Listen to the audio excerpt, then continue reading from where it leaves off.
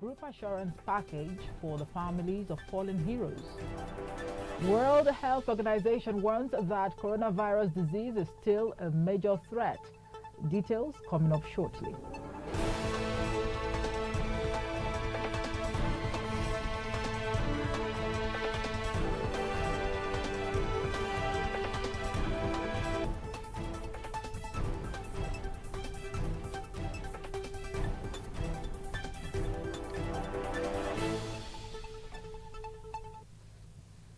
All right, welcome back. I am Omo Hefepi Sosevere. Now, the Supreme Court has fixed tomorrow, Friday, January 12, for judgment in an appeal filed by the Kano State Governor Abba Kabir Yusuf, challenging the ruling of the Court of Appeal.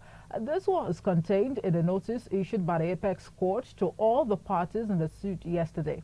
It will be recorded that the appellate court had affirmed the verdict of the tribunal that sacked Governor Abba Yusuf and declared the candidate of the All Progressives Congress, Dr. Nasir Gawuna, as the authentic winner.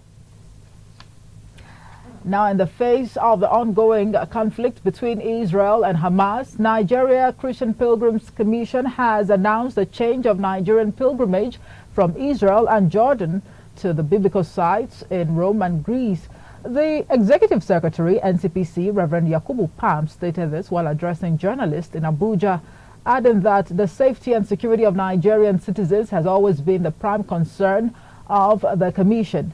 He said after a prolonged wait for the Israel-Hamas conflict that began on October 7, 2023 to end, his team's previous researches on biblical sites in Greece and Rome were properly analyzed, while he had personally led teams to inspect accommodation facilities and existing biblical sites, among other tasks. He said the Christian pilgrimage is billed for the end of January. In other news, data from the Nigerian Interbank Settlement System (NIBSS) shows that over 60.2 million Nigerians now have a bank verification number (BVN). According to media reports, this represents an increase of over 2.6% from 58.7 million BVN registrations as of September 12, 2023, before the Apex Bank's directive. It would be recorded that the CBN in December 2023 directed commercial, merchant, non-interest, payment service banks, other financial institutions, and mobile money operators through a circular that a BVN or a National Identification Number (NIN) attached to all accounts and wallets must be electronically revalidated by January 31st, 2024. The circular said that effective March 1, 2024, all funded accounts or wallet without BVN or NIN shall be placed or post no debit or credit, and no further transactions would be permitted. Now, the Chief of Army Staff, Lieutenant General Taoreed Lagbaja, has cautioned soldiers against the abuse of social media, warning that the Army authorities would not take it lightly with any personnel who take to social media to denigrate constituted authorities. Lagbaja, who gave the warning yesterday while addressing soldiers during a familiarization tour at 14th Brigade, Ohafia, Abia State, urged soldiers to show respect for the core values of the Nigerian Army. Now, while condemning the recent unflattering comments by a one-way driver, a soldier, against the governor of Lagos State, Lagbaja averred that severe sanctions would be taken against any soldier abusing the use of social media. He further assured the soldiers of enhanced welfare, adding that the federal government has approved payment of the backlog of the group assurance package for the families of their departed colleagues.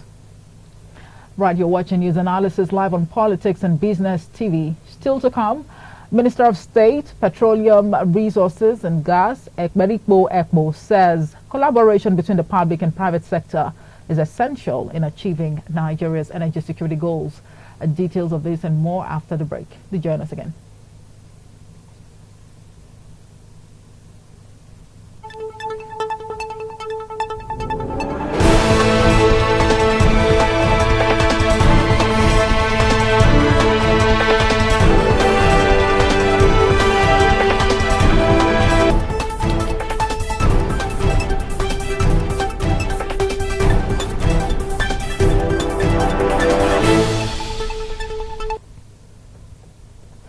Right, welcome back. You're watching news analysis live on Politics and Business Television. Now, the World Health Organization has warned that the coronavirus disease is still a major threat despite partially passing under the radar. The United Nations agency noted that almost 10,000 COVID-19 deaths were reported in December, adding that data from various sources pointed to increased transmission last month, fueled by gatherings over the Christmas holiday period and by the JN.1 variant, which is now the most commonly reported around the globe. According to media reports, besides the near 10,000 deaths reported to the World Health Organization last month, there was a 42% increase in hospitalizations and a 62% increase in intensive care unit admissions compared to November. Meanwhile, the organization chief, Gabriel Jesus, said the figures are based or reportedly based on data from less than 50 countries, mostly in Europe and America. The Minister of State, Petroleum Resources and Gas, Ekwerikpe Ekpo, has stated that collaboration between the public and private sector is essential in achieving Nigeria's energy security goals. The minister stated this during the Optimera Energy's flag off construction of gas distribution infrastructure at Lagos Free Zone. According to Ekpo, natural gas is a critical component of energy mix which offers cleaner and more efficient solutions. Espousing the imperative of gas in Nigeria's quest for sustainable energy sufficiency, the minister said the development of the gas distribution infrastructure will further enhance the vision for a thriving and resilient Nigeria. And now to security matters, where the federal government had vowed to see to the end of Nigeria's security problems by the end of the year. Minister of State for Defense Bello Matawale, who disclosed this during an interview, added that the federal government acknowledged the security challenges confronting the nation and is working tirelessly to resolve them. Bello Matawale said, and I quote, "God's willing, from now till the November of 2024, all security challenges will be overcome." Matawale, who posited that actions taken by the Tinubu administration on insecurity would aid in solving the incident attacks by gunmen, emphasized that state governors grappling with security concerns are also collaborating with the federal government to tackle the issue. Now, with the pocket of attacks lately, the question would be, how realistic is federal government's commitment to end insecurity by the end of 2024? Joining us now to discuss this is a security analyst, Comrade Salihu Mahmood Dantata. He joins us live via telephone.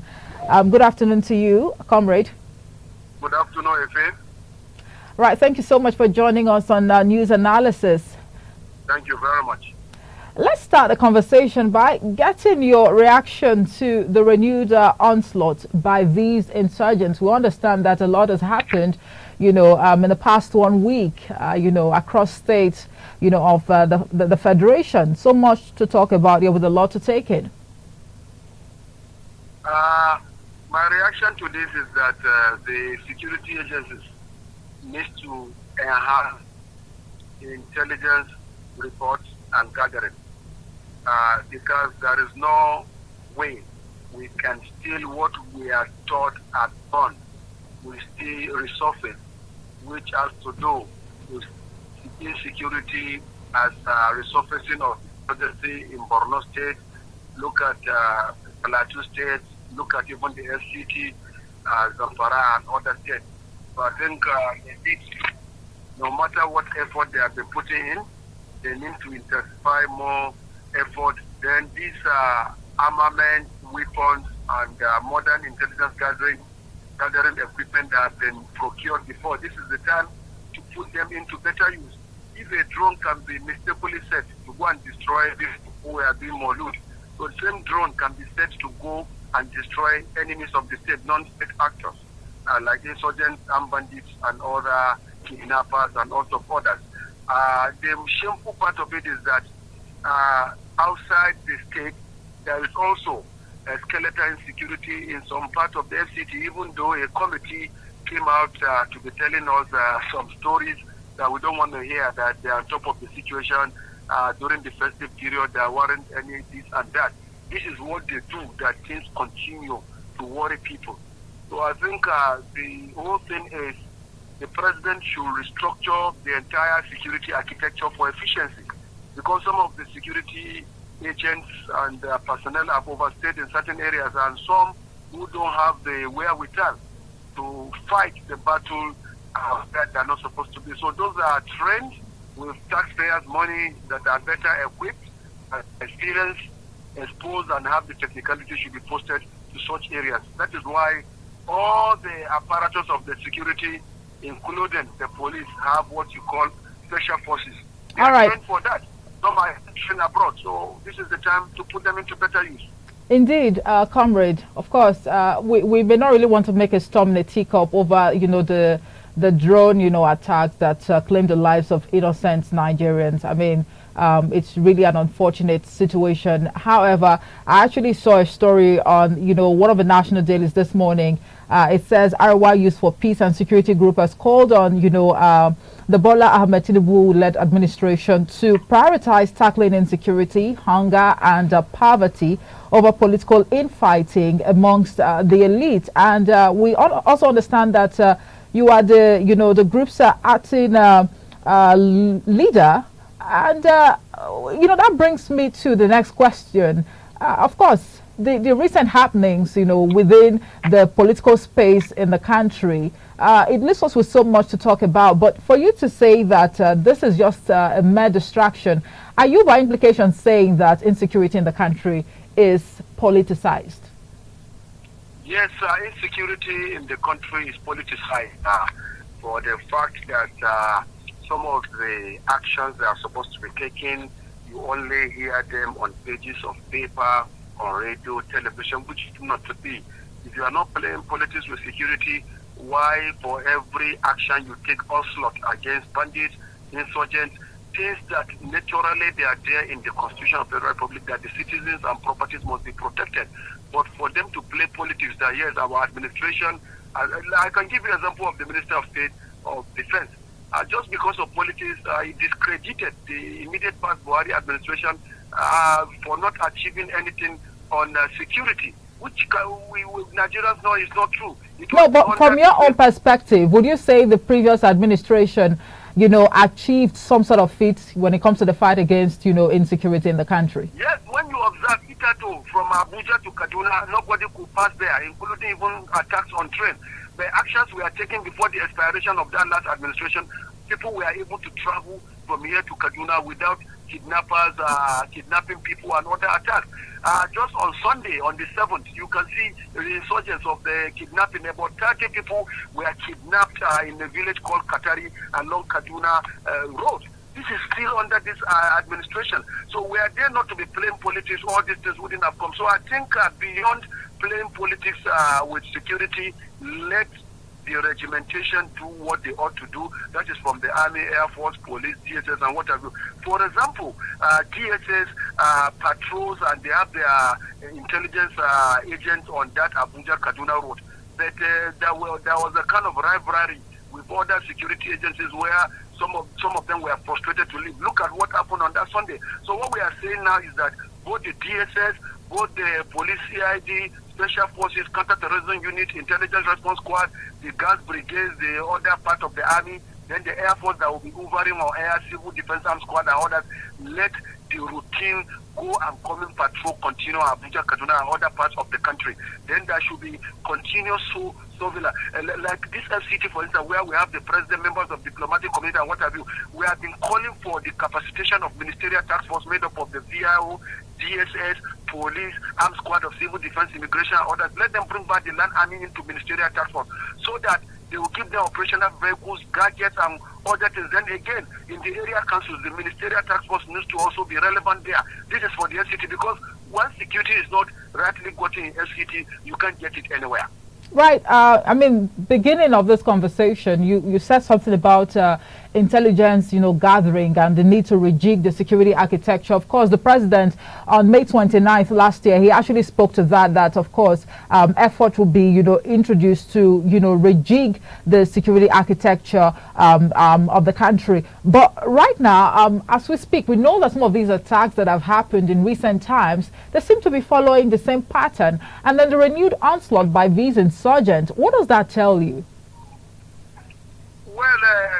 I think most of our advices severally have not been taken because if you restructure the security, they will be efficient and they will do all they need to do. But if things goes like this, it will not. So I think they should also listen to submissions and agitations of people. That also goes a long way. So I think by and large, the Tinubu administration, rather than diverting us from probing some ministers of humanitarian affairs, probing in CIPA, DG, this and that, the common people in the villages on the street are hungry. They don't understand what that means. That is an elitist probe that they are doing, even though we know some of this money stolen, when they are brought back, they can use it for education, healthcare, and what else. But what we are saying is that right now it is eating and biting hard. Let them bring palliatives, give social security and other things that will improve the lives of Nigerians. But comrade, we really cannot sweep this issue surrounding the suspended Minister of Humanitarian Affairs. We cannot sweep it under the box because that ministry, of course, was set up to alleviate the sufferings, of the average Nigerian on the streets. But right now, we are hearing stories as to the whereabouts of these monies. That just by the way. Now, let's come back home to, the topic of discussion, which has to do with, insecurity. I'll take you back a little bit to what you said about, the Minister of State for Defense. That's Mohammed Bello Matawale, I beg your pardon, where he said that, of course, there are efforts on ground already to tackle insecurity, and by the end of this year, insecurity will be a thing of the past. You recall also that the previous administration under former President Muhammadu Buhari had made, similar promise to end insecurity before leaving office. Will it be intelligent to say that this vow to end insecurity this year is a political statement? Yes, they are political statements because world over, even in the United States of America, that has all the manufactured weapons, arms, and what have you, have not been able to be free 100% from insecurity. In every part of the world, insecurity is not peculiar to Nigeria alone because other parts of the world are also facing it. But the issue is the steps you take is to reduce it and to create awareness. But these, statements made by both Buhari and Mutawale, statements of confidence, because as Commander-in-Chief and as Minister of State for Defense also, you need to be positive no matter what. That is why we have leaders in places. Leaders don't talk like the led. So the issues are their political statements. Even while their political statement, I think is also expected, even if the situation is getting worse, to impose and repose confidence in the minds of the led. So I think this is from that angle that they are trying to do that. So the issues are beyond just giving those assurances. They need to, at inception, also, call for files. Where have you stopped on fight against insurgency? Where have you stopped on armed banditry? Make visitations to even some of the places that our troops in combined are fighting these insurgents and bandits and what have you. You can hardly see Mr. President visiting the battle. The late president of Chad died in battlefield, Idris Deby. There were presidents. I'm not saying that Tinubu must go to battlefield, but as Commander-in-Chief, there are certain steps you have to also take. Recently visited Borno, that is a good step, but outside the metropolitan part of Borno, did he visit the war-torn areas? Did he visit Zamfara, Niger, other areas? So if you must be elected to come and represent people, you should also be able to sacrifice. Murtala Mohammed that was killed in 1976, he was killed without any escort. That is the the president we want in this country. But we have this is a civilian dispensation, comrade. It's a civilian administration. Idris Deby transformed from military to civilian, even though he's a retired general in Chad. Did Buhari, as a retired general, was he able to visit any of these armed bandit riding areas? So leadership should be all about sacrifice. You can be a civilian and still take certain steps. If today Mutawale go and stay in Zamfara for 3 months, the armed banditry will reduce. If Badaru, as Minister of Defense, goes to Niger and stay, the armed banditry will reduce. If a chief of army staff Lagbaja relocates to Borno, it will reduce to minimal level the insurgency. So also his counterparts in Navy, Air Force, Inspector General of Police, and what have you. Everybody is stationed in the FCT, enjoying air condition and what have you. And some of this delegation of authority you give to either the GOC, Flag Officer Commanding, Air Officer Commanding, AIG, Commissioner of Police, Commandant Civil Defense, Commandant of Immigration, and what have you, they do it faster when they are seeing the overall. Comrade, Nigeria is full of eye service. Comrade, let me jump in real quick. I mean, no pun intended. But if you think that in a situation whereby the IG relocates to Borno State, then insecurity would reduce, I mean, to the barest minimum, what would you say about the FCT? You know, at the moment, this is the nation's, capital. And the DGDSS will remain in FCT to monitor it. Yes, the DGDSS. FCT, there are higher echelons of security agencies, or is Controller General of Immigration not a security agent? Is Controller General of Custom not a security agent? Other ones not security. NIADG is a security agent. So once they divide, how many service chiefs do you have? You have 4. Chief of Defense Staff can take one part, Army Staff another part, Naval Staff another part, Air Staff another part, IG another part, DG. DSS another part, DGNIA another part. In fact, including the National Security Advisor who coordinates the new Ribado, will also be given a responsibility of certain geopolitical zone. Comrade, why do we have DIGs according to geopolitical zone? Are they responding to why they are given those responsibilities when there is failure of insecurity? For example, in the police, there is a DIG that is chosen to take charge of Southeast. There is a DIG for Southwest, DIG for Southeast, for the South. DIG for Northwest, North Central, and Northeast. Are they responding to people? So same thing also goes to the Land Army, Navy, and Air Force. Well, Comrade, I'm sorry, but I have to ask you this question. No pun intended. You are, an expert, security expert, and they say security should be everyone's business. It's okay for you to say that these security operatives, they should be on their toes. What role should security expert also play? We've been playing roles. Day and night, I don't sleep. Do you know that sometimes I get 1, 2, 3 voluntary? Nobody fuels my car. Nobody gives me communication. What have you? Within the FCT where I reside, sometimes I will move just like that. Go to Wuse to go even to Lugbe and what have you. I just want to prognose and know what is happening.